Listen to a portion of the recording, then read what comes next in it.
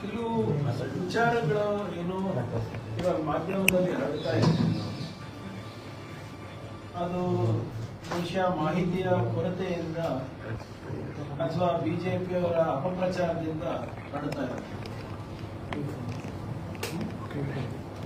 ಒಂದೆರಡು ನಿಮಿಷದಲ್ಲಿ ತಮಗೆ ಕ್ರೊನಾಲಜಿ ಹೇಳ್ಬಿಡಿ. ತಮಗೆ ಗೊತ್ತಿರುವ ಹಾಗೆ ನಾನು ಸರ್ಕಾರಿ ಜಾಗಗಳಲ್ಲಿರ್ಬೋದು, ಸಾರ್ವಜನಿಕ ಜಾಗಗಳಲ್ಲಿರ್ಬೋದು, ಕೆಲವು ಸಂಘಟನೆಗಳು ಏನು ಅಸಂವಿಧಾನಿಕ ಚಟುವಟಿಕೆ ನಡೆಸ್ತಾ ಇದ್ದಾರೆ, ಇದಕ್ಕೆ ನಿರ್ಬಂಧ ಆಗಬೇಕು ಅಂತ ಮಾಜಿ ಮುಖ್ಯಮಂತ್ರಿ ಪತ್ರ ಬರೆದರು. ಅದಾದ್ಮೇಲೆ ಸಾಕಷ್ಟು ಚರ್ಚೆ ಆಯಿತು, ಕ್ಯಾಬಿನೆಟ್ನಲ್ಲಿ ಕೂಡ ಇದು ಪ್ರಸ್ತಾಪ ಆಯಿತು. ಒಂದು ನಿಯಮವನ್ನ ತರೋಣ ಅಂತ ತೀರ್ಮಾನ ಆಯಿತು. ಯಾಕಂದ್ರೆ ಹಲವಾರು ಇಲಾಖೆಗಳಲ್ಲಿ ಬೇರೆ ಬೇರೆ ತರ ನಿಯಮ ಇದೆ, ಹೋಮ್ ಡಿಪಾರ್ಟ್ಮೆಂಟ್ ಅಲ್ಲಿ ಬೇರೆ ಬೇರೆ ನಿಯಮ ಹಾಗೂ ಕಾಯ್ದೆಗಳಿದೆ. ಅವೆಲ್ಲಾನು ಒಗ್ಗೂಡಿಸಿ ಸಾರ್ವಜನಿಕರ ಬ್ಯಾನ್ ಆಗುತ್ತೆ, RSS ಬ್ಯಾನ್ ಆಗುತ್ತೆ ಅಂದ್ಬಿಟ್ಟೆಲ್ಲ ಪ್ರಾರಂಭ ಆಗಿದೆ. ಆ ಹಿನ್ನೆಲೆಯಲ್ಲೇ ಸಾಕಷ್ಟು ಜನ ದಿನನಿತ್ಯ ಇನ್ನೂ ಕೂಡ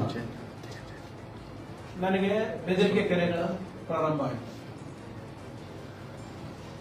ಬೆದರಿಕೆ ಕರೆಗಳು ಬರ್ತಾ ಇದೆ ಅಂತ ಹೇಳಿದ್ಕೆ ಬಿಜೆಪಿ ಅವರು ಇಲ್ಲ, ಇದು ಪ್ರಿಯಾಂಕ್ ಖರ್ಗೆ ಪಬ್ಲಿಸಿಟಿ ಸ್ಟಂಟ್ ಮಾಡ್ತಾ ಇದ್ದಾರೆ, ಹಾಗೆ ಹಿಂಗೆ ಆಯ್ತಪ್ಪ ಅಂದ್ಬಿಟ್ಟು ಅದನ್ನೂ ರೆಕಾರ್ಡಿಂಗ್ ಕೊಟ್ಟೇವೆ. ಮಾಧ್ಯಮದಲ್ಲಿ ಆ ರೆಕಾರ್ಡಿಂಗ್ ಬಂದ ತಕ್ಷಣ ಬಿಜೆಪಿಯವರ ಬಾಯಿಗೆ ತುಟಿಗೆ ಹೊಲಿಗೆ ಬಿತ್ತು. ಅವರ ಸಂಸ್ಕೃತಿ, ಅವರ ಸಂಸ್ಕಾರವನ್ನ ನಾವು ಬಹಿರಂಗ ಮಾಡಿದ್ಮೇಲೆ ಅದ್ರ ಬಗ್ಗೆ ಚರ್ಚೆಗೆ ಬಂದಿದೆ. ಆ ವ್ಯಕ್ತಿ ನಮಗೆ ಬೆದರಿಕೆ ಹಾಕಿದ್ದು, ನಮ್ಮ ಕುಟುಂಬದ ಬಗ್ಗೆ ಅವಾಚಿತ ಶಬ್ದದಲ್ಲಿ ಮಾತಾಡೋರು ಈಗ ಮಹಾರಾಷ್ಟ್ರ ಮೂಲದವರಿದ್ದು ಅವರಿಗೆ ಅರೆಸ್ಟ್ ಕೂಡ ಆಗಿದ್ದಾರೆ. ಇವೆಲ್ಲ ಆದ್ಮೇಲೆ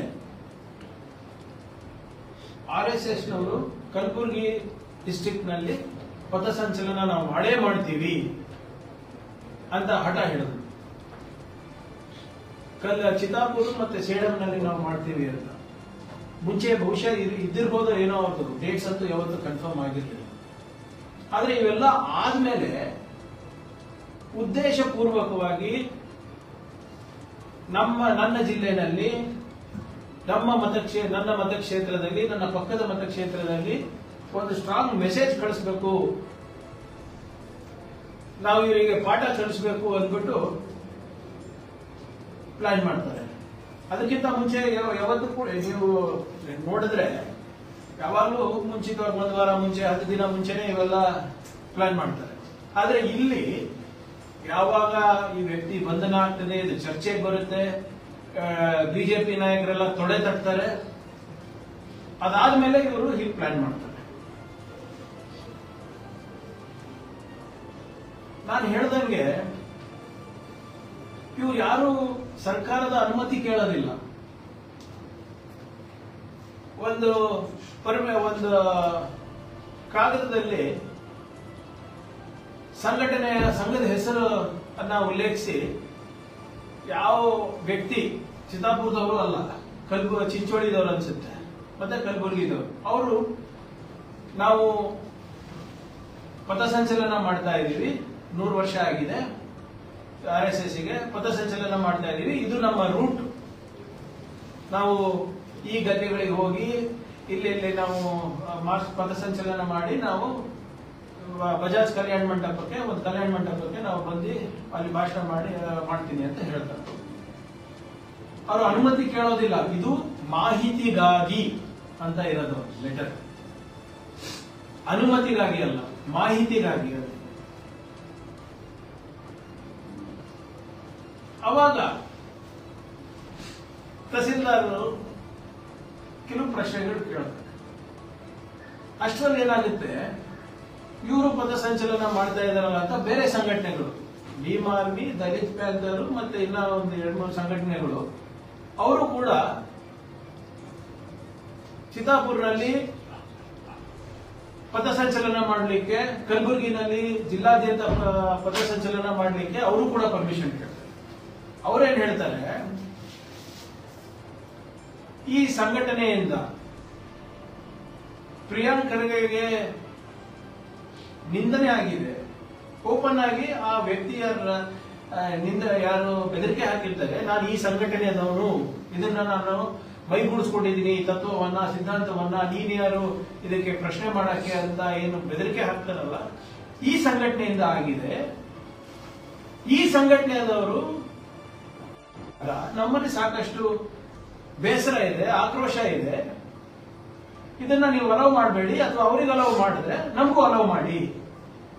ಆದ್ರೆ ಏನಾದ್ರೂ ಹೆಚ್ಚ ಕಮ್ಮಿ ಆದ್ರೆ ಯಾರು ಜವಾಬ್ದಾರಿ ಅಂತ ಅವರು ಕೂಡ ಒಂದು ಪತ್ರ ಬರೀತಾರೆ ನಮ್ಮ ಗೃಹ ಇಲಾಖೆ.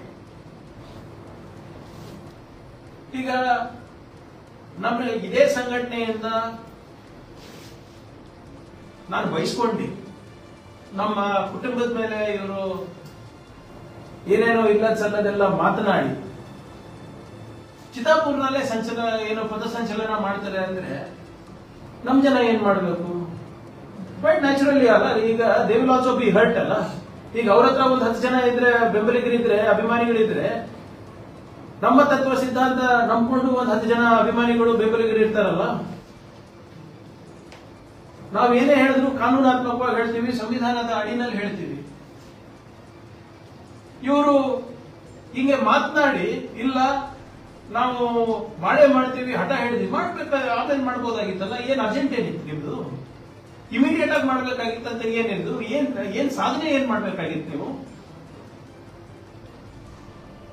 ಯಾವ ಪಾಪ ಅಮಾಯಕರ ಹತ್ರ ದಿನ ನಮ್ಗೆ ಫೋನ್ ಕರೆ ಮಾಡಿ ಬೆದರಿಕೆ ಕೊಡ್ತೀರ. ಅದ್ರ ಪ್ರಕಾರ ನಾವು ಕಾನೂನು ಕ್ರಮ ತಗೊಂಡ್ರೆ ನೀವು ಕಾನೂನನ್ನ ಮೀರಿ ನಾವು ಪಥಸಂಚಲನ ಮಾಡೇ ಮಾಡ್ತೀನಿ ಅಂತ ಬರೋದ ಅವಶ್ಯಕತೆ ಏನಿದೆ? ಇದೇ ಡೇಟಿಗೆ ಬರಬೇಕು ಅಂತ ಏನು ಅವಶ್ಯಕತೆ ಇದೆ? ಯಾವಾಗ ಜನರಲ್ಲಿ ನೀವು ನಿಮ್ಮ ಮಾತಿನಿಂದ ಜನರಿಗೆ ಘಾಸಿಯಾಗಿದೆ, ಜನರಿಗೆ ಮನಸ್ಸಿಗೆ ನೋವಾಗಿದೆ, ಆಕ್ರೋಶದಲ್ಲಿದ್ದಾರೆ, ಅವಾಗೆ ಮಾಡ್ಬೇಕಂತ ಏನಿದೆ? ಸೊ ಇವ್ರು ಮಾಡ್ತೀನಿ ಅಂದಾಗ ಹಲವಾರು ಸಂಘಟನೆಗಳು ಕೂಡ ಮಾಡ್ತೀನಿ ಅಂತ ಹೇಳುದು. ಅದ್ರ ಜೊತೆಗೆ ಬಿಜೆಪಿ ಚಿತ್ತಾಪುರಿನ ಅಭ್ಯರ್ಥಿ, ಹಿಂದಿನ ಅಭ್ಯರ್ಥಿ, ಅವರು ಕೂಡ ಬಂದು ಪ್ರೆಸ್ ಮೀಟ್ ಮಾಡಿಬಿಟ್ಟು ನಿನಗೆ ಬರೇ ಫೋನ್ ನಲ್ಲಿ ಬೆದರಿಕೆ ಬರ್ತಾ ಇದೆ, RSS ನವರು ಕಟ್ಟರ್ಪಂಥಿಗಳು, ದೇಶಭಕ್ತರು, ನಾಳೆ ನಿಮ್ ಮನೆಗೆ ಬಂದ್ರು ಬರ್ತಾರಪ್ಪ, ಹುಷಾರಾಗಿರುವಂತಾನೆ. ಇದಾದ್ಮೇಲೆ ನೀವು ಪಥಸಂಚಲನ ಮಾಡ್ಬೇಕಾ? ಇದಾದ್ಮೇಲೆ ನಿಮ್ಗೆ ಪಥಸಂಚಲನಕ್ಕೆ ಅವಕಾಶ ಕೊಡ್ಬೇಕಾ ಜನರು? ನೀವು ಖಾಸಗಿಯಾಗಿ ಮಾಡ್ತಾ ಇದ್ರೆ ಏನ್ ತೊಂದರೆ ಇಲ್ಲ. ನಿಮ್ದು ಯಾವ್ದೋ ಒಂದು ಶಾಲೆ ಇದೆ, ನಿಮ್ದು ಯಾವ್ದೋ ಒಂದು ನಾಯಕರದು ಹೊಲ ಇದ್ರೆ ಮಾಡ್ಕೊಳ್ಳಿ, ಅದಕ್ಕೆ ನಮ್ಗೆ ನಿಯಂತ್ರಣ ಇಲ್ಲ. You abuse a public representative, you abuse an MLA of that place, and you want to do the march in the same constituency. ಏನು ಉದ್ದೇಶ ನಿಮ್ದು? ಶಾಂತಿ ಕದಲಕ್ಕ? ಇದೇನಾ ನಿಮ್ಮ ಸಂಸ್ಕೃತಿ? ನೀವು ದಯವಿಟ್ಟು ನನ್ನ ಮಾಧ್ಯಮ ಸ್ನೇಹಿತರಿಗೆ ಹೇಳಿದ ಕ್ರೊನಾಲಜಿ ನೋಡಿ. ಯಾಕೆ ಇವರು ಅವತ್ತೇ ಮಾಡಬೇಕಾಗಿತ್ತು? ಅವ್ರಿಗೆ ಗೊತ್ತಿಲ್ವಾ? ಜನರಲ್ಲಿ ಈಗ ನಾವು MLA ಆಗ್ಬೇಕಂದ್ರೆ ಒಂದು 50-60 ಸಾವಿರ ಓಟ್ ಹಾಕಿಸ್ಕೊಂಡಿರ್ತೀನಲ್ಲ ಸರ್. ಆ 50-60 ಸಾವಿರ ಜನರಲ್ಲಿ ಒಂದು 5-10 ಸಾವಿರ ಜನನ ನಮ್ಮ ಕೆಲಸ ಮೆಚ್ಚಿ, ನಮ್ಮ ಸ್ವಭಾವಗಳನ್ನ ಮೆಚ್ಚಿ, ಏನೋ ಒಂದು ನಮ್ಮ ಪರವಾಗಿ ಇರ್ತಾರಲ್ಲ. ಈಗ ನೀವು 500 ಜನ ಬಂದ್ರೆ ಅಲ್ಲಿ 5,000 ಜನ ಯಾರು ಕಂಟ್ರೋಲ್ ಮಾಡ್ತಾರೆ? ಈಗ ನಾವೇನು ಪ್ರಚೋದನೆ ಕೊಟ್ಟಿದೀವ ಯಾರಿಗನ್ನ? ಅಥವಾ ನಾವೇನು ಮನವಿ ಮಾಡಿದೀವ ಸಂಘಟನೆಗಳಿಗೆ ಇಲ್ಲ ನೀವು ಮಾಡ್ರಿ ಅಂತ? ಈಗ ನಿಮ್ಮ MLA ಅಭ್ಯರ್ಥಿ ಬೈತಾರೆ, ನಿಮ್ಮ ಸಂಘಟನೆದವರು ಬೈತಾರೆ, ಮತ್ತೆ ನೀವು ಅಲ್ಲೇ ಪಥಸಂಚಲನ ಮಾಡಬೇಕು ಅಂತ ಇದ್ರಲ್ಲ, ಯಾಕೆ? ಆಮೇಲೆ ಬಹಳ ಸ್ಪಷ್ಟವಾಗಿ ಅವರು ನಾನು ಹೇಳ್ದಂಗೆ ಪರ್ಮಿಷನ್ ಕೇಳ್ತಾ ಇಲ್ಲ ಸರ್ಕಾರದಿಂದ, ಅನುಮತಿ ಕೇಳ್ತಾ ಇದ್ದಾರೆ, ಮಾಹಿತಿ ಕೊಡ್ತಾ ಇದ್ದಾರೆ. ಯಾಕೆ? They're above constitution, they're above the law of the land. ಈಗ ಅದಕ್ಕೆ ಅಲ್ಲಿನ ಸ್ಥಳೀಯ ಅಧಿಕಾರಿಗಳು ಒಂದು 11 ಪ್ರಶ್ನೆಗಳನ್ನ ಕೇಳ್ತಾರೆ. ಯಾಕಂದ್ರೆ ಪರಿಸ್ಥಿತಿ ಅಲ್ಲಿ ಗಂಭೀರವಾಗಿದೆ, ವಾತಾವರಣ ಸರಿ ಇಲ್ಲ ಇವ್ರ ಕಡೆಯಿಂದ. ಅದಕ್ಕೆ ಕೇಳ್ತಾರೆ ಸದರಿ ಪಥಸಂಚಲನದಲ್ಲಿ ಎಷ್ಟು ಜನ ಭಾಗವಹಿಸುವಂತ ಮಾಹಿತಿ ನೀವು ನೀಡಿರೋದಿಲ್ಲ ಅಂತ ಹೇಳಿ. ಹೇಳ್ಬೇಕಲ್ಲ, 1000 ಜನ ಬರ್ತಾರ, 2000 ಜನ ಬರ್ತಾರ, 10,000 ಜನ ಬರ್ತಾರ. ಮತ್ತೆ ಎರಡನೇದು ಸದರಿ ಇದು ಯಾಕೆ ರಿಜೆಕ್ಟ್ ಮಾಡಿದೀವಿ ಅಂತ ಅಂಶಗಳು ಕೊಡ್ತಾರೆ. ಸದರಿ ಪಥಸಂಚಲನದಲ್ಲಿ ಚಿತ್ತಾಪುರ ತಾಲೂಕು ಹೊರತುಪಡಿಸಿ ಬೇರೆ ತಾಲೂಕು ಅಥವಾ ಬೇರೆ ಜಿಲ್ಲೆಯ ಎಷ್ಟು ಜನರು ಭಾಗವಹಿಸುತ್ತಾರೆ ಎಂದು ಮಾಹಿತಿ ನೀಡಿರುವುದಿಲ್ಲ. ಯಾಕಂದ್ರೆ ಪರ್ಮಿಷನ್ ಕೇಳಿದ್ದು ಲೋಕಲ್ ಯಾರು ಕೇಳಿಲ್ಲ. ಕಲಬುರಗಿಯಿಂದ ಕೇಳಿದ್ದಾರೆ, ಇನ್ನೊಬ್ಬ ವ್ಯಕ್ತಿ ಚಿಂಚೋಳಿದವರು ಕೇಳಿದ್ದಾರೆ. ಬಜಾಜ್ ಕಲ್ಯಾಣ ಮಂಟಪದ ಆವರಣದ ಮಾಲೀಕರ ಅನುಮತಿ ಪತ್ರ ಸಲ್ಲಿಸಿರುವುದಿಲ್ಲ. ಶಾಂತಿ ಮತ್ತು ಕಾನೂನು ಸುವ್ಯವಸ್ಥೆಗೆ ಧಕ್ಕೆ ಉಂಟಾಗದಂತೆ ಮುಂಜಾಗ್ರತಾ ಕ್ರಮ ವಹಿಸಲು ಒಪ್ಪಿಗೆ ಪತ್ರ ಸಲ್ಲಿಸಿರುವುದಿಲ್ಲ. ಯಾಕೆ ಕೊಡ್ಬೋದಲ್ಲ, ಇದೇನಾದ್ರೂ ಹೆಚ್ಚ ಕಮ್ಮಿ ಅಂದ್ರೆ ನಾವು ಜವಾಬ್ದಾರಿ ಅಂತ. ಲಾಠಿ ಅಥವಾ ಆಯುಧಗಳ ಕುರಿತು ಮಾಹಿತಿ ನೀಡಿರುವುದಿಲ್ಲ. ತಮ್ಮ ಸಂಘದ ನೋಂದಣಿ ಪ್ರಮಾಣ ಪತ್ರದ ದೃಢೀಕರಣ ಪ್ರತಿ ಸಲ್ಲಿಸುವುದಿಲ್ಲ. ಹೀಗೆ ಹಲವಾರಿದೆ. ಸದರಿ ಪಥಸಂಚಲನ ಕಾರ್ಯಕ್ರಮದ ಕುರಿತು ತುರ್ತು ಸಂವಹನ ಕೈಗೊಳ್ಳಲು ಜವಾಬ್ದಾರಿಯುತ 10 ಜನ ಸ್ಥಳೀಯ ಮುಖಂಡರ ಮಾಹಿತಿ ಸಲ್ಲಿಸಿರುವುದಿಲ್ಲ. ಸದರಿ ಪಥಸಂಚಲನ ಕಾರ್ಯಕ್ರಮದ ಮೂಲ ಉದ್ದೇಶಗಳ ಬಗ್ಗೆ ಮಾಹಿತಿ ಸಲ್ಲಿಸಿರುವುದಿಲ್ಲ. ಒಂದೇ ಒಂದು ಪ್ಯಾರಾಗ್ರಾಫ್ ಕೊಟ್ಬಿಟ್ಟು ಮಾಹಿತಿ ಅಂತ ಹೇಳ್ತಾ ಇದ್ದಾರೆ. ಸರಿನಾ ಸರ್ ಇದು? ಆಮೇಲೆ ಈ ಪ್ರಶ್ನೆಗಳಿಗೆ ಉತ್ತರ ಕೊಡಿ. ಈಗ ಅದಾದ್ಮೇಲೆ ನಿನ್ನೆ ರಾತ್ರಿ ಏನೋ ಕೊಟ್ಟಿದ್ದಾರೆ ಅಂತ ಹೇಳ್ತಾ ಇದ್ದಾರಪ್ಪ. ಏನಂತ ಕೊಟ್ಟಿದ್ದಾರೆ ಅಂದ್ರೆ ಈ 11 ಅಂಶದಲ್ಲಿ ಎಲ್ಲಾನು ಉತ್ತರ ಕೊಟ್ಟಿಲ್ಲ ಅವರು. ಒಂದು ಬಹಳ ಇಂಟ್ರೆಸ್ಟಿಂಗ್ ಏನ್ ಕೊಟ್ಟಿದ್ದಾರೆ ಅಂದ್ರೆ ಅವರ ಸಂಘ ಯಾವುದೇ ರೀತಿಯಾಗಿ ರಿಜಿಸ್ಟರ್ ಆಗಿಲ್ಲ ಅಂತೆ. ಅವ್ರು ಕೊಟ್ಟಿರೋದು, ನಂದಲ್ಲ ಮಾಹಿತಿ ಇದು. ಈಗ ಅನ್ರಿಜಿಸ್ಟರ್ಡ್ ಸಂಘಗಳು ನೀವು ಏನಾದ್ರೂ ಪ್ರೋಗ್ರಾಮ್ ಮಾಡ್ತಾ ಇದ್ರೆ ಮಾಡ್ಬೋದಿಲ್ಲ ಅಂತ, ಬಟ್ ಮಾಹಿತಿ ಕೊಡಿ. ಸೊ ಅದನ್ನ ಇವರು ಚಾಲೆಂಜ್ ಮಾಡಿ ಈ ಕ್ಯಾನ್ಸಲೇಷನ್ ಏನಿದೆ, ಸರಿ ಪರ್ಮಿಷನ್ ಏನು ಇವರು ಡಿಕ್ಲೈನ್ ಮಾಡಿದ್ರು, ನಿರಾಕರಣೆ ಮಾಡಿದ್ರು, ಅದಕ್ಕೆ ಅವ್ರು ಕೋರ್ಟಿಗೆ ಹೋಗ್ತಾರೆ. ಇವತ್ತು ಕೋರ್ಟ್ ಅಲ್ಲಿ ಬಹಳ ಸ್ಪಷ್ಟವಾದಂತ ಆದೇಶವನ್ನ ನೀಡಿದ್ದಾರೆ. ಅವರೇನ್ ಹೇಳ್ತಾ ಇದ್ದಾರೆ ಅಂದ್ರೆ, ಲಾ and order is the primary duty of the state to maintain social order. Ultimately, state authorities vested with power make reasonable decision for grant or regulate the request made by citizens or organization. They are best to make ground realities of situation and reach appropriate conclusion for public peace and tranquility. ಅಂದ್ರೆ ಅಲ್ಲಿ ಏನ್ ಹೇಳ್ತಾ ಅಂದ್ರೆ ಅಲ್ಲಿ ಏನ್ argument ನಲ್ಲಿ ಏನ್ ಹೇಳ್ತಾ ಇದ್ದಾರೆ ಅಂದ್ರೆ, ಅಥವಾ ಜಡ್ಜ್ ಅವರು ಏನ್ ಹೇಳಿದ್ದಾರೆ ಅಂದ್ರೆ, ಸಮಾಜದಲ್ಲಿ ಶಾಂತಿ ಕಾಪಾಡುವ ಜವಾಬ್ದಾರಿ ರಾಜ್ಯ ಸರ್ಕಾರದ್ದು. ಹಲವಾರು ಅದಕ್ಕೆ ಉದಾಹರಣೆಗಳು ಇವೆ, ಹಿಂದಿನ ಜಡ್ಜ್ಮೆಂಟ್ಸ್ ಇದೆ. The state authorities vested with power ಅಂದ್ರೆ ಅವರ ಜವಾಬ್ದಾರಿಯಾಗಿದೆ, ಅವರ ಹತ್ರ ಪವರ್ ಇದೆ to make reasonable decision for grant or regulate. ನಮ್ಮ ವಿವೇಚನೆಗೆ ಬಿಟ್ಟಿರೋದು, ಅದು ನಾವು ಏನು ಕೊಡ್ಬೇಕಾ ಅಥವಾ ನಿಯಂತ್ರಣ ಮಾಡಬೇಕಾ, ಅದು ನಾಗರಿಕರಿರ್ಬೋದು, ಸಂಘಟನೆಗಳಿರ್ಬೋದು. They are the best to make ground realities of the situation. ಅಂದ್ರೆ ಸ್ಥಳೀಯ ಮಟ್ಟದಲ್ಲಿ ನಿಜಾಂಶಗಳೇನಿದೆ, ಪರಿಸ್ಥಿತಿ ಹೇಗಿದೆ, ಮಾಡಬಹುದಾ ಇಲ್ಲ ಅಂತ ಪಬ್ಲಿಕ್ ಇಂಟ್ರೆಸ್ಟ್ ನಲ್ಲಿ ಅವರು ತಗೋಬೇಕಾಗುತ್ತೆ ಡಿಸಿಷನ್ ಅಂತ ಹೇಳಿದ್ರು. ಸೊ ಅದಕ್ಕೆ ಅವರೇನ್ ಹೇಳ್ತಾರೆ, ಅದಕ್ಕೆ ಅವರ ಜಡ್ಜ್ ಅವ್ರು ಕೇಳ್ತಾರೆ, ಸರ್ಕಾರ ಇದನ್ನ ಕನ್ಸಿಡರ್ ಮಾಡಬಹುದಾ ಮುಂದೆ ಅಂತ. ಅದಕ್ಕೆ ಸರ್ಕಾರ ಕೂಡ ಹೇಳಿದೆ, ಆಯ್ತು ನೋಡೋಣ ಸರ್, ಅವ್ರೇನ್ ಏನು we will see if we can designated place ನಲ್ಲಿ ಏನಾದ್ರು ಮಾಡಬಹುದಾ, ಅದನ್ನ ನಾವು ಕನ್ಸಿಡರ್ ಮಾಡ್ತೀವಿ ಅಂತ ಹೇಳಿದ್ರು. ಸೊ ಅದಕ್ಕೆ ಏನು ಇದು ಆರ್ಗ್ಯುಮೆಂಟ್ಸ್ ನಲ್ಲಿ ಬಹಳ ಸ್ಪಷ್ಟವಾಗಿ ಏನು ಹೊರ ಬಂದಿದೆ ಅಂದ್ರೆ, ಅವ್ರೇನಾದ್ರೂ ಮತ್ತೊಮ್ಮೆ ಅರ್ಜಿ ಹಾಕಿದ್ರೆ ಕನ್ಸಿಡರ್ ಮಾಡಿ ಅಂತ ಹೇಳಿದ್ರು.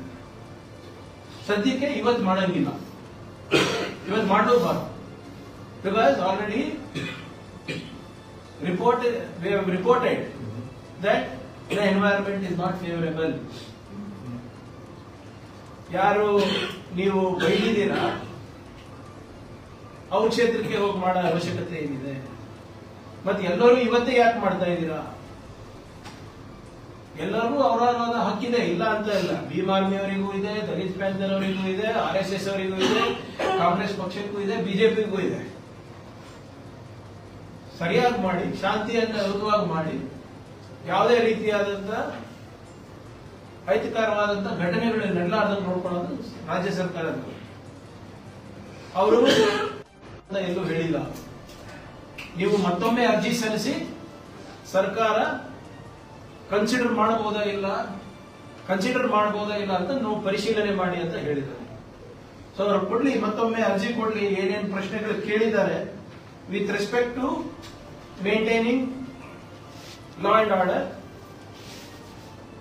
ಅವರು ಮತ್ತೊಮ್ಮೆ ಸಲ್ಲಿಸಿದ್ರೆ based on the conditions and environment ಅವ್ರು ಮಾಡಲಿ. ಆದ್ರಿಂದ ಇವತ್ತು ಒಂದು ಸ್ಪಷ್ಟವಾದಂತ ಸಂದೇಶ ಏನು ಅಂದ್ರೆ, ನೀವು ಮಾಡಬೇಕಾಗಿದ್ರೆ please keep law and order on top of your mind, follow the rules and regulations, follow the law of the land, follow the constitution. ಬಹಳ ಸ್ಪಷ್ಟವಾಗಿ ನಮ್ಮ ಸರ್ಕಾರ ಇದನ್ನ ಮಾಡಬೇಕು ಅಂತ ಮಾಡುತ್ತೆ ಅಂತ ನಾನು ಹೇಳಿಕ್ಕೆ ನಾನು ಬಯಸ್ತಾ ಇದ್ದೀನಿ. Thank you. ಸರ್, ಈಗ BL ಸಂತೋಷ್ ಅವರು ಈಗ ಟ್ವೀಟ್ ಮಾಡಿರೋದು, ನಾವು ಕಾಂಗ್ರೆಸ್ನ ಪ್ರತಿ ಅಸಂವಿಧಾನಿಕ ನಡೆಯನ್ನ ಸಂವಿಧಾನಾತ್ಮಕವಾಗಿ ಫೇಸ್ ಮಾಡ್ತೀವಿ ಅಂತ. ವಿಜೇಂದ್ರ ಅವರು ಚಿತ್ತಾಪುರದಲ್ಲಿ ಈ ಒಂದು ಪಥಸಂಚಲನ ಅನುಮತಿ ಸಿಕ್ಕಿದೆ ಹೈಕೋರ್ಟ್ ಇಂದ, ಮುಖಭಂಗ ಆಗಿದೆ ಅಂತ ಹೇಳಿ ತೋರಿಸಿ ಇವತ್ತಿರ್ಬೇಕಾಗಿತ್ತಲ್ಲ. ನೋಡಿ, ವಿಜೇಂದ್ರ ಅವರಿಗೆ ಇದೇ ನಾನು ಹೇಳಿದ್ದೀನಿ, ನೀವೇನಾದ್ರೂ ನೀವು ನಿಮ್ ಸ್ವಂತ ಬುದ್ಧಿಯನ್ನ ಉಪಯೋಗ ಮಾಡಿ ಸ್ಟೇಟ್ಮೆಂಟ್ಗಳು ಮಾಡಿಲ್ಲ ಅಂದ್ರೆ ನಗೆ ಪಾಟ್ಲಿಗಿಲ್ಲ. ಸರ್ವಾಧಿಕಾರಿ ಚಿತ್ತಾಪುರ ಆಯ್ತು, ಬಂದಿ ಸ್ವಾಗತ, ಬನ್ನಿ ಚಿತ್ತಾಪುರಿಗೆ, ನೋಡ್ದಂಗಾಗುತ್ತೆ, ಮಾಡಿ. ಯಾರು ಮಾಡಬೇಡ ಅಂತ ಇದ್ದಾರೆ? ಕರೆಕ್ಟ್ ಆಗಿ ಏನ್ ಅನ್ನದ ಪ್ರಶ್ನೆಗಳು ಕೇಳಿದ್ರೆ ಉತ್ತರ ಕೊಟ್ಟು ಮಾಡ್ರಿ. ಸುಮ್ನೆ republic of Kalaburagi, republic of Chittapur, ಸರ್ವಾಧಿಕಾರಿ ಧೋರಣೆ, ಇದು ನಾನ ಕೊಟ್ಟಿರೋದು ಆರ್ಡರ್. ನೀವು ಹೋಗಿದ್ರಲ್ಲ, ಈಗ ಎಲ್ಲಿ ಆರ್ಡರ್ ನಲ್ಲಿ ಎಲ್ಲಿ ಹೇಳಿದೆಯಪ್ಪ ಇವತ್ತು ಮಾಡ್ಬೇಕಾಗಿದೆ ಅಂತ? ಇವತ್ತು ತಾನೇ ಇತ್ತು, ತೋರಿಸ್ಬಿಡಿ ಆರ್ಡರ್ ನಲ್ಲಿ. ಅದೇ ಎಲ್ಲಿದೆ ಆರ್ಡರ್? ಮುಖಭಂಗ ಅಂತ ಹೇಳ್ತಾ ಇದ್ದಾರೆ, ಎಲ್ಲಿದೆ? ಯಾರಿಗೆ ಮುಖಭಂಗ? ಕಾನೂನು ಪಾಲನೆ ಮಾಡ್ರಪ್ಪ ಅಂದ್ರೆ ನೀವು. ನಾವು ಈಗ ಪರ್ಮಿಷನ್ ಕೇಳಿದಾರ, ಮಾಹಿತಿ ಕೊಟ್ಟಿದ್ದಾರೆ. ನೀವು ಮಾಹಿತಿ, ನಿಮ್ಗೆ ಪರ್ಮಿಷನ್ ಇಲ್ಲ ಅಂದ್ರೆ ನೀವು ಪೋಸ್ಟರ್ ಹಚ್ತಾ ಇದ್ದೀವಿ. ನೀವು ಅಶೋಕ್ ಅವರು ನಿನ್ನೆ ಟ್ವಿಟರ್ ಅಲ್ಲಿ ಶುಲ್ಕದ ಚೀಟಿ ಹಚ್ಚಿದ್ರು. ಬ್ಯಾನರ್ ನಲ್ಲಿ ಏನಿದೆ? ಡೇಟ್ ಅಂಡ್ ಟೈಮ್ ಇದೆ. When you not got permission, what you are putting posters for? Permission ಇಲ್ಲ ಅಲ್ಲ ನಿಮ್ಗೆ ಇನ್ನೂ. ಸರ್, ಭೀಮ್ ಆರ್ಮಿ ಅವರು ಕೂಡ ಎಲ್ಲ ರೂಲ್ಸ್ ಗಳನ್ನ ಫಾಲೋ ಮಾಡಿದ್ದಾರೆ. ಅವರು ಪರ್ಮಿಷನ್ ಕೇಳಿದ್ದಾರೆ, ಅವ್ರು ನಿರಾಕರಣೆ ಮಾಡಿದ್ದಾರೆ. ಎಲ್ಲರಿಗೂ ನಿರಾಕರಣೆ ಮಾಡಿದ್ದಾರೆ. ಅದು ಒಂದು ತಪ್ಪಕ್ಕೆ ಹೋಗೋದು ಬೇಡ. ಜಿಲ್ಲಾ ಆಡಳಿತದವರು, ತಾಲೂಕು ಆಡಳಿತದವರು ಎಲ್ಲಾನು ಕೂಡ ರಿಜೆಕ್ಟ್ ಮಾಡಿದ್ದಾರೆ. ಭೀಮ್ ಆರ್ಮಿಗೂ ಕೊಟ್ಟಿಲ್ಲ, ನಿಮ್ಮ ದಲಿತ್ ಪ್ಯಾಂಥರ್ ಅವರಿಗೂ ಕೊಟ್ಟಿಲ್ಲ, RSSಗೂ ಕೊಟ್ಟಿಲ್ಲ. ಇನ್ನ ಒಂದು ಸಂಘಟನೆ ಯಾವುದೋ ಕೇಳಿದ್ರೆ ಅದು ಅರ್ಜಿ ಟೇಬಲ್ಗೆ ಹೋಗಿಲ್ಲ. ಇನ್ನ 4 ಜನ ಕೊಟ್ಟಿದ್ದಾರೆ, 3 ಜನಕ್ಕೆ ಏನು ಅಧಿಕೃತವಾಗಿ ಕೇಳಿದ್ರು ಅವ್ರಿಗೆ ಕೊಟ್ಟಿಲ್ಲ. ಇನ್ನ ಒಂದು ನಾಗರಿಕದ ಯಾವುದೋ ಒಂದು ಇದು ಕೇಳಿದ್ದು, ಅದು ಲೇಟ್ ಆಯ್ತು, ಅದು ಗಮನಕ್ಕೆ ಬಂದಿಲ್ಲ ಯಾರಿಗೂ. ಬಟ್ ಯಾರಿಗೂ ಕೊಟ್ಟಿಲ್ಲ. ಈಗ ಹೊಸದಾಗಿ ಅವರೇನೋ ಪಥಸಂಚಲನ ಮಾಡ್ಕೊಂಡು ಮತ್ತೆ ಅವ್ರ ಅರ್ಜಿ ಕೊಡಬೇಕು ಸರ್. ಎಸ್, ಯಾರು ಮಾಡಿದ್ರು ಕೊಡ್ಬೇಕಾಗುತ್ತೆ ಸರ್. ಸರಿಗ ಈ ರೂಲು ಬರೇ ನನಗಲ್ಲ, ನಿಮ್ಗಲ್ಲ, ಎಲ್ಲರಿಗೂ ಇಡೀ ಸ್ಟೇಟಿಗೆ ಅನ್ವಯಿಸ್ತದೆ. ಈಗ ಇಷ್ಟು ವರ್ಷ ಏನು ನೀವು ಹೇಳದಂಗೆ ಇಷ್ಟು ವರ್ಷ ನಡೀತಾ ಇತ್ತು, ನಡೆದುಕೊಂಡೆ. ಈಗ ಕಾನೂನನ್ನ ಮರೆತುಬಿಟ್ಟು ಇವರು ಈ ಪದ್ಧತಿಗಳನ್ನ ಜಾರಿಗೆ ಮಾಡಿದೆ. ಇನ್ಮೇಲಿಂದ ಆಗ್ಬಾರ್ದು ಅಂತ ಅಷ್ಟೇ. ಸರ್, ಈಗ ನಿನ್ನೆ ಆದೇಶ ಆಗಿದೆ, ಚಿತ್ತಾಪುರ ಬಿಟ್ಟು ಚಾಮರಾಜನಗರ, ಕುಣಿಗಲ್ಲು, ತುಮಕೂರು, ಬೇರೆ ಬೇರೆ ಭಾಗದಲ್ಲೂ ಕೂಡ ಅವರು ಸೇಮ್ ಪಥಸಂಚಲನ ಇವತ್ತೇ ಇಟ್ಕೊಂಡಿದ್ದಾರೆ. ಅಲ್ಲಿ ಯಾಕೆ ಆ ಜಿಲ್ಲಾಡಳಿತಗಳು ಅನುಮತಿಯನ್ನ ಕೊಟ್ಟಿದ್ದಾರೆ? ನೋಡಿ, ನಾನು ಅದಕ್ಕೆ ನಿಮ್ಗೆ ಹೇಳೋದು, ಈಗ ಬಹಳಷ್ಟು ಕಡೆ ಇದು ಮುಂಚೆನೂ ಮಾಡ್ಕೊಂಡು ಬಂದಿದ್ದಾರೆ, ಇಲ್ಲ ಯಾರು ಕೇಳಿಲ್ಲ, ಮಾಡಿದ್ದಾರೆ. ಈಗ ನಾವು ಕೇಳ್ತಾ ಇದೀವಿ. ಆಮೇಲೆ ಇಲ್ಲಿ ವಿಶೇಷ ಏನಂದ್ರೆ, ಇಲ್ಲಿ RSS ಅವರ ಬೆಂಬಲಿಗರು, ಅಭಿಮಾನಿಗಳು ನನಗೆ ಜೀವ ಬೆದರಿಕೆ ಕೊಟ್ಟಿ, ನಿಮ್ಮ ಅಧಿಕೃತ ಬಿಜೆಪಿ ಅಭ್ಯರ್ಥಿ ಅವನು ಬೆದರಿಕೆ ಕೊಟ್ಟಿ, ನೀವು ಮಾರ್ಚ್ ಇವತ್ತೇ ಮಾಡ್ತೀನಿ ಅಂದ್ರೆ, ಇಸ್ ದಟ್ ಕರೆಕ್ಟ್ ಸರ್? ನಿಮ್ಗೆ ಗೊತ್ತಿಲ್ವಾ? ನಿಮ್ಗೆ ಅಷ್ಟು ವಿವೇಕತನ ಇಲ್ವಾ? ನಿಮ್ಮ ಆಯ್ತು ಬರೇ ಹೇಳಿದಾರಂತಲ್ಲ, ಅರೆಸ್ಟೆಡ್. ನಿಮಗೆ ಇದೇ ಟೈಮ್ ಸಿಗ್ತಾ ಮಾಡಕ್ಕೆ? ನಿಮ್ ಉದ್ದೇಶ ಏನು? ನೀವು ಮಾಡ್ಕೊಂಡು ಬಂದಿದ್ದೀರಾ ಅಂತ ಹೇಳ್ತಾ ಇದ್ರಲ್ಲ, ಹಿಂದೆನೂ ಮಾಡಿದ್ದೀರಾ. ನಾನು MLA ಇದ್ದೀನಿ, ಅಲ್ಲೇ 4 ಸರಿ ಅಲ್ಲಿಂದ ನಿಂತಿದ್ದೀನಿ. ನನ್ಗೆ ಗೊತ್ತಿಲ್ವಾ ನಿಮ್ ಚಟುವಟಿಕೆಗಳು? ಗೊತ್ತಿದೆ. ಇಲ್ಲಿವರೆಗೂ ಸುಮ್ಮನೆ ಇದ್ವಿ. ಈಗ ನೀವು ಮಾಡ್ಬೇಕಂತ ಇದ್ದೀರಲ್ಲ, ಇವತ್ತೇ ಯಾಕೆ ಮಾಡ್ಬೇಕಂತೆ? ಅದನ್ನು ಈ ಬೆದರಿಕೆ ಆದ್ಮೇಲೆ, ಅವನ ಅರೆಸ್ಟ್ ಆದ್ಮೇಲೆ, ಈ ಅಭ್ಯರ್ಥಿ ಮಾತಾಡಿದ್ಮೇಲೆ, ಬಿಜೆಪಿ ನಾಯಕರು ತೊಡೆ ತಟ್ಟ ಮೇಲೆ ನೀವು ಚಿತ್ತಾಪುರಿಗೆ ಬರಬೇಕು, ಕಲಬುರಗಿನಲ್ಲಿ ಮಾಡಬೇಕು, ಸೇಡಂನಲ್ಲಿ ಮಾಡಬೇಕು. ಯಾಕೆ? ಇಷ್ಟು ದಿನ ಇತ್ತಲ್ಲಪ್ಪ, ಯಾಕೆ ಮಾಡಿಲ್ಲ? ಅಥವಾ ಮುಂದೆ ಮಾಡಬಹುದಾಗಿತ್ತು. ನಿಮ್ ಟೈಮಿಂಗ್ ಏನಿದೆ, it is only to disturb law and order. ಈಗಿನ್ನ ಅದೆಲ್ಲ ಆಕ್ಚುಲಿ ನಾವು ಗಮನಕ್ಕೆ ತಂದಿಲ್ಲ, ಕೋರ್ಟ್ ಗಮನಕ್ಕೆ. ಸಮಯ ಬಂದಾಗ ಅದನ್ನು ತರ್ತೀವಿ. ನೀವೇ ಹೇಳಿ, ವಾಟ್ ಇಸ್ ದ ಪಾಯಿಂಟ್? ಏನ್ ಅಷ್ಟೇನ್ ಪ್ರತಿಷ್ಠೆ ನಿಮಗೆ ಇವತ್ತೇ ಮಾಡಕ್ಕೆ? ಈಗ ಬೆದರಿಕೆ ಕೊಟ್ಟವ್ರು ನೀವು, ಬೆದರಿಕೆ ಕೊಟ್ಟವ್ರು ನಿಮ್ಮ ಅಭ್ಯರ್ಥಿ, ಇನ್ನಾನು ಕೂಡ ಬೆದರಿಕೆ ಕೊಡ್ತಾ ಇರೋದು ನೀವು. ಮತ್ತೆ ನಮ್ಮ ಮನೆಗೆ ಬರ್ತೀನಿ ಅಂತ ಹೇಳಿದ್ರಲ್ಲ, ಹೆಂಗೆ? ನಿಮ್ಮ ವಿರೋಧ ಪಕ್ಷದ ಮೇಲ್ಮನೆ ನಾಯಕರು ನಮ್ಗೆ ನಾಯಿ ಅಂದ್ಬಿಟ್ಟು ನಮ್ಮ ಕ್ಷೇತ್ರಕ್ಕೆ ಹೋಗ್ತಾರೆ, ನಮ್ಮ ಜನರು ಅವರಿಗೆ ಪುಷ್ಪಾರ್ಚನೆ ಮಾಡ್ಬೇಕಂತೆ. ಹೇಗಾಗ್ತದೆ ಸರ್? ಇವ್ರ ಅಭಿಮಾನಿಗಳಿದ್ರೆ ಕಟ್ಟರು, ನಮ್ಮ ಅಭಿಮಾನಿಗಳು ಏನ್ ಮಾಡ್ಬೇಕು? ಇವ್ರು ಹೇಳಿದೆಲ್ಲ ಕೇಳ್ಕೊಂಡಿರ್ಬೇಕಾ? ಓಕೆ ಸರ್, ಈಗ ಮುಜುಮ್ದಾರ್ ಅವರು ಟ್ವೀಟ್ ಮಾಡಿದ್ದಾರೆ. ಅಲ್ಲ, ಅವ್ರು ಹೇಳಿದ್ದಾರೆ, ನಾವು ಕಾಂಗ್ರೆಸ್ ಸರ್ಕಾರ ಇದ್ದಾಗ ಅಷ್ಟೇ ಅಲ್ಲ, ಹಿಂದೆ ಬಿಜೆಪಿ ಸರ್ಕಾರ ಇದ್ದಾಗ, ಬೇರೆ ಬೇರೆ ಸರ್ಕಾರ ಇದ್ದಾಗೂ ಸಹ ನಾವು ಟ್ವೀಟ್ ಮಾಡಿದ್ವಿ. ನಮ್ಗ ಆಗ್ಬೇಕಾಗಿದ್ದು ಬೆಂಗಳೂರು ಹುಲಿ ಮತ್ತು ಕಸದ ಸಮಸ್ಯೆ ಬಗೆಹರಿಬೇಕು. ನೋಡಿ, ಇದನ್ನ ಆಗ್ಲೇ ಮುಂಚೆನೂ ಹೇಳಿದ್ದೀನಿ. ಕಿರಣ್ ಮಜುಮ್ದಾರ್ ಇರ್ಬೋದು, ಮೋಹನ್ ದಾಸ್ ಪೈ ಇರ್ಬೋದು, ಅನೇಕ ಯಾರು ನಿಮ್ಮ ಈ ಬೆಂಗಳೂರಿನಲ್ಲಿ ಒಂದು ದೊಡ್ಡ ಮಟ್ಟದಲ್ಲಿ ಅವರದಾದಂತ ಒಂದು ಕೊಡುಗೆ ಕೊಟ್ಟವ್ರು ಇರ್ಬೋದು, ಎಲ್ಲರೂ ಕೂಡ ನೀವು ಹೇಳ್ದಂಗೆ they have been active always.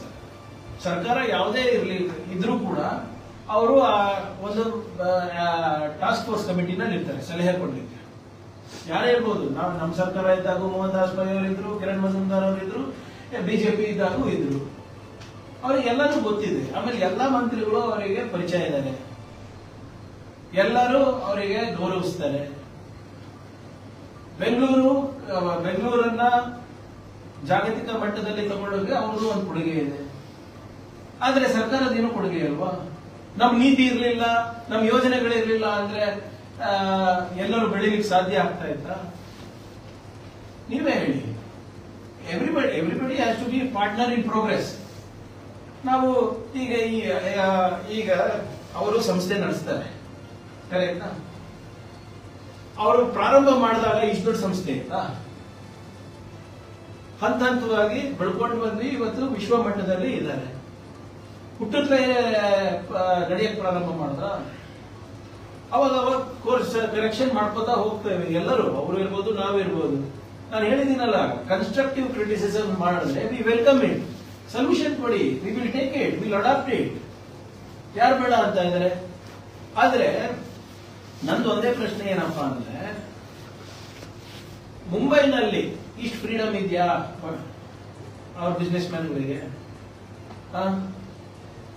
ಮೊನ್ನೆ ಒಂದು ದೊಡ್ಡ ಸೇತುವೆ ಕಟ್ಟದ್ರಲ್ಲಿ, ಆಂಧ್ರಪುರ್ಲಾ ಕಾಂಪ್ಲೆಕ್ಸ್ ಒಂದು ಸೇತುವೆ. The idea was to is traffic jam. ಅದರಿಂದ ಇನ್ನ ಜಾಸ್ತಿ ಆಗಿದೆ, ಅದಕ್ಕೆ ಮತ್ತೆ ಟನಲ್ ರೋಡ್ ಮಾಡ್ತಾ ಇದ್ದಾರೆ. ಈಗ ಇಲ್ಲಿ ಟನಲ್ ರೋಡ್ ಬಗ್ಗೆ ಎಲ್ಲರಿಗೂ ಒಪಿನಿಯನ್ ಇದೆ, ಅಲ್ಲೆಲ್ಲರೂ ಸುಮ್ಮನಿದಾರಲ್ಲ ಸರ್. ಡೆಲ್ಲಿನಲ್ಲಿರುವಂತ ಟ್ರಾಫಿಕ್ ಜಾಮು, ವಾತಾವರಣದ ಬಗ್ಗೆ ಯಾರಾದ್ರೂ ಒಬ್ಬರನ್ನ ಕಂಪ್ಲೇಂಟ್ ಮಾಡೋದು ನೋಡ್ತೀರಾ? ಯಾವ್ದು ನಿಮ್ಮ ಚೆನ್ನೈ ನೋಡ್ತೀರಾ? ಕೇರಳನಲ್ಲಿ ತಿರುವನಂತಪುರಂ ನೋಡ್ತೀರಾ? ಎಲ್ಲ ಸಿಟಿನಲ್ಲೂ ಪ್ರಾಬ್ಲಮ್ ಇದೆ, ಇಲ್ಲ ಅಂತ ಹೇಳ್ತಾ ಇಲ್ಲ ಯಾರು. ಆದ್ರೆ ಸಹಭಾಗಿತ್ವದಲ್ಲಿ ನಾವು ಸಾಲ್ವ್ ಮಾಡಬೇಕಾಗ್ತದೆ. ಒಂದು ಒಳ್ಳೆಯದೇನಪ್ಪಾ ಅಂದ್ರೆ, there expectation is that Congress government can and will solve it. ಹಿಂದಿನ ಸರ್ಕಾರಗಳಲ್ಲೆಲ್ಲ ಇವರು ಇಷ್ಟೊಂದು ಆಕ್ಟಿವ್ ಆಗಿರಲಿಲ್ಲ. ಜಾಸ್ತಿ ಭರವಸೆ ಇದೆ ಸರ್. ಈಗ ಸರ್ಕಾರ ಒಂದು ವಾರ ನೋಡಿ, it is my responsibility sir. ನೋಡಿ, ಈಗ providing the best possible infrastructure for investment and growth is my responsibility, the responsibility of the government. ನಾವು ಪ್ರಯತ್ನ ಮಾಡ್ತಾ ಇಲ್ಲ ಅಂತ ಇಲ್ಲ ಸರ್. ಹೇಳಿ ನೀವು ಈಗ ಲಾಸ್ಟ್ ಟೈಮ್ ನಾವು ಫ್ಲೈಓವರ್ ಮಾಡ್ಬೇಕಂದ್ರೆ ಫ್ಲೈಓವರ್ ಬೇಡ ಅಂದ್ರು, ಆಯ್ತಪ್ಪ ಮೇಲಿಂದ ಹೋಗಕ್ಕಾಗಲ್ಲ, ಕೆಳಗಡೆಯಿಂದ ಅಕ್ವಿಸಿಷನ್ ಅಕ್ವೈರ್ ಮಾಡಕ್ಕಾಗಲ್ಲ, ಕೆಳಗಡೆಯಿಂದ ಟನಲ್ ಅಂದ್ರೆ ಅದನ್ನು ಬೇಡ ಅಂತಾನೆ. ಹೇಗೆ ಹೋಗೋದು? ಪರಿಹಾರ ಬೇಕಲ್ಲ, ಮೇಲೆ ಬೇಡ ಕೆಳಗಡೆ ಬೇಡ ಅಂದ್ರೆ ಎಲ್ಲಿಂದ ಹಾಕೊಂಡು ಹೋಗ್ತೀರಾ ಎಲ್ಲ ಕಡೆ? ಸರ್ ಈಗ ನಾವು ಈಗ almost we are in phase 2 96 kilometres metro ನಾವು ಎಕ್ಸ್ಟೆಂಡ್ ಮಾಡಿದೀವಿ, ನಾಳೆನೇ ಬರುತ್ತಾ? ಸಬರ್ಬನ್ ರೈಲ್ವೆ 69 ಸ್ಟೇಷನ್ ಮಾಡ್ತಾ ಇದ್ದೀವಿ, ನಾಳೆನೇ ಬರುತ್ತಾ? ಈಗ 42 ಕಿಲೋಮೀಟರ್ ಡಬಲ್ ಡೆಕ್ಕರ್ ಇದು ಮಾಡ್ತಾ ಇದೀವಿ, ಫ್ಲೈಓವರ್ಗಳು ಮಾಡ್ತಾ ಇದೀವಿ, ನಾಳೆನೇ ಬರುತ್ತಾ? ನಾವು ಬರೆಯೋದು ಮಾತಲ್ಲ, ನಾವು ಅದನ್ನ ಅಕ್ಷರಶಃ ಪಾಲನೆ ಮಾಡ್ತಾ ಇದೀವಲ್ಲ. ನಾವು ಅನೌನ್ಸ್ ಮಾಡಿದೀವಿ, ಕ್ಯಾಬಿನೆಟ್ ಮೂವ್ ಆಗಿದೆ, ಟೆಂಡರ್ ಬಿಡ್ ಕಟ್ತಿದೀವಿ. It will take time. But sir, ಒಂದು ವಾರ್ ಫುಡ್ ಇದರಲ್ಲಿ ಪ್ಲಾನ್ ಮಾಡೋದಕ್ಕೆ ಯಾಕೆ ಸರ್ಕಾರಕ್ಕೆ ಸಾಧ್ಯ ಆಗ್ತದೆ? ಈಗ ಒಂದು ರೋಡ್ ಅಲ್ಲಿ ಸಿಮೆಂಟ್ ರೋಡ್ ಸ್ಟಾರ್ಟ್ ಆಗಿದ್ರೆ ಅದು 1 ವರ್ಷ ತಗೊಳ್ಳುತ್ತೆ, 1.5 ವರ್ಷ ತಗೊಳುತ್ತೆ. ಅವಾಗ ಅದು ರಸ್ತೆ ಗುಂಡಿ ಅಂತಾನೆ ಅನ್ಸುತ್ತೆ. ಒಂದು ನಿಗದಿತ ಟೈಮ್ ಅಲ್ಲಿ ಈಗ there are problems with coordination with authorities in India only. ಇಲ್ಲಂತಲ್ಲ, ಎಲ್ಲ ಕಡೆ ಸಮಸ್ಯೆ ಇದೆ. Better planning is necessary. ಅದನ್ನ ಯಾರು ತಿರಸ್ಕಾರ ಮಾಡ್ತಾ ಇಲ್ಲ. ಆದ್ರೆ ಏನಾಗ್ತದೆ ಸರ್, ನೀವೇ ಹೇಳಿ, ನೀವು ಒಂದು ಬ್ರ್ಯಾಂಡ್ ಅಂಬಾಸಿಡರ್ ನಮ್ಮ ರಾಜ್ಯಕ್ಕೆ, ನಮ್ಮ ಇಂಡಸ್ಟ್ರಿಗೆ, ನಮ್ಮ ನಗರಕ್ಕೆ. ಎಲ್ಲರೂ ಕೂಡ ನಿಮ್ಮನ್ನ ನಿಮ್ಮ ಮಾತನ್ನ, ಸರ್ಕಾರ ಇರ್ಬೋದು, ನಾಗರಿಕರಿರ್ಬೋದು, ಮಾಧ್ಯಮದವರಿರ್ಬೋದು, ಬಂಡವಾಳ ಹೂಡಿಕೆದಾರರಿರ್ಬೋದು, ಎಲ್ಲರೂ ಸೀರಿಯಸ್ ತಗೋತಾರೆ. And trust me, we are better than any city. ಈಗ ಮೊನ್ನೆ ನೀವು ಈಗ ನಮ್ಮ ಆಂಧ್ರ ಸಿಎಂ ಅವ್ರ ಮಗ ಏನೋ ಹೇಳ್ತಾರೆ, ಅರ್ಧ ಸ್ಟೋರಿ ಅಷ್ಟೇ ಹೇಳ್ತಾರೆ, ಮಿಕ್ಕಿದ್ ಹೇಳಲ್ಲ. ಎಷ್ಟು ಸಬ್ಸಿಡಿ ಇದು? ಈಗ ನಾನೇ, ನೀವೇನ್ ಹೇಳ್ತೀರಾ, ಈಗ ನಾನು 100% ಸ್ಟೇಟ್ GST ರಿಯಂಬರ್ಸ್ಮೆಂಟ್ 5 ವರ್ಷಕ್ಕೆ ಒಂದು ಕಂಪನಿ ಕೊಟ್ಟರೆ ಸುಮ್ಮನೆ ಇರ್ತೀರಾ ನೀವು? 22,000 ಕೋಟಿ ರೂಪಾಯಿ ಸಬ್ಸಿಡಿ ಕೊಟ್ಟರೆ ಸುಮ್ಮನೆ ಇರ್ತೀರಾ? ಫ್ರೀ ಎಲೆಕ್ಟ್ರಿಸಿಟಿ, ಫ್ರೀ ವಾಟರ್ ಕೊಟ್ಟರೆ ಸುಮ್ಮನೆ ಇರ್ತೀರಾ? ಮಾರ್ಕೆಟ್ ಲ್ಯಾಂಡ್ ಪರ್ಚೇಸಿಗೆ 25% ರಿಯಾಯಿತಿ, ಮಾರ್ಕೆಟ್ ವ್ಯಾಲ್ಯೂ, ಸುಮ್ಮನೆ ಇರ್ತೀರಾ? 15% ಆಂಧ್ರ ಪ್ರದೇಶದವರು ಈ ಕೆಲಸ ಮಾಡ್ತಾ ಇದ್ದಾರೆ.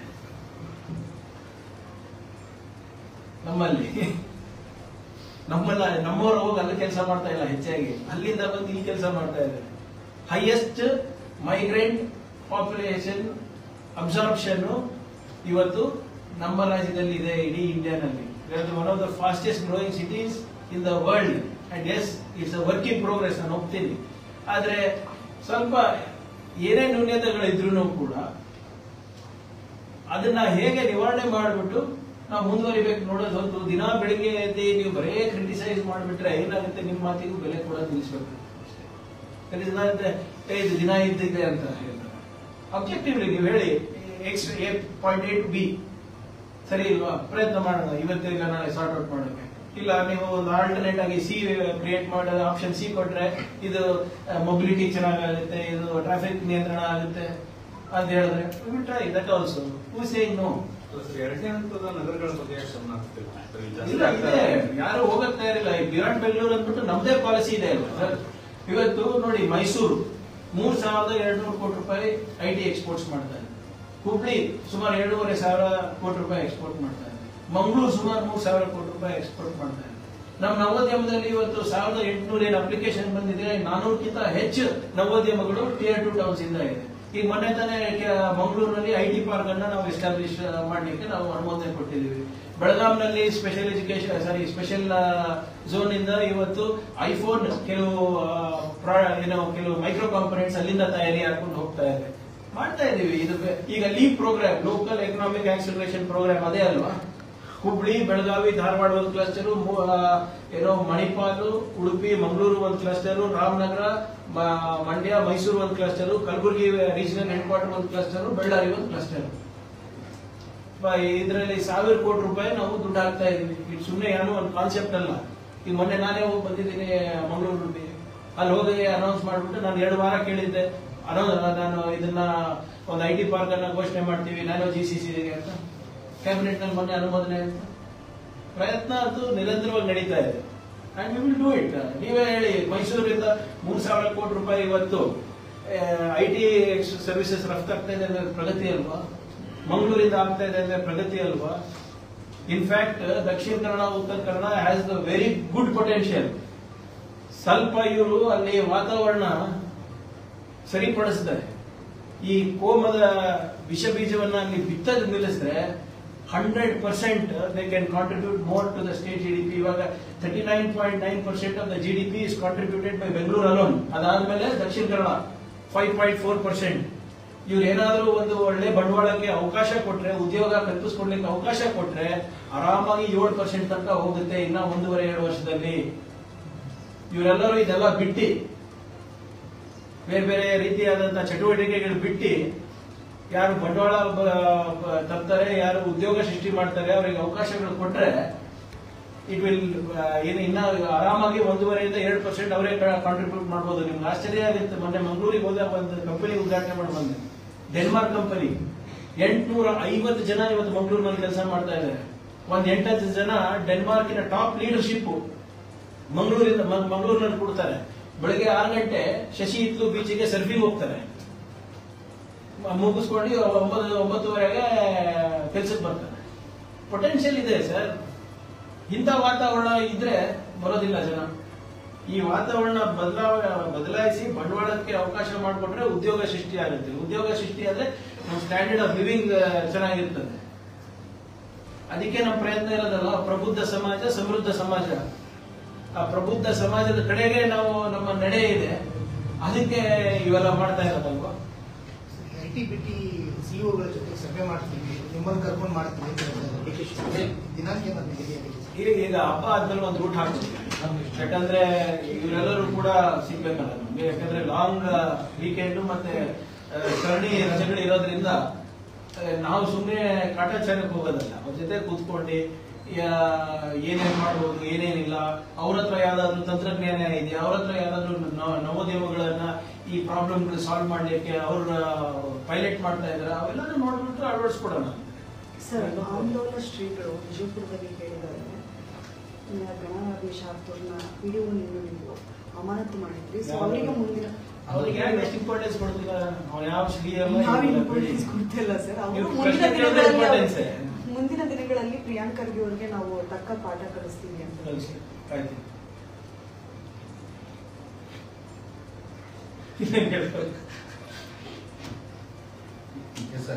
Thank you.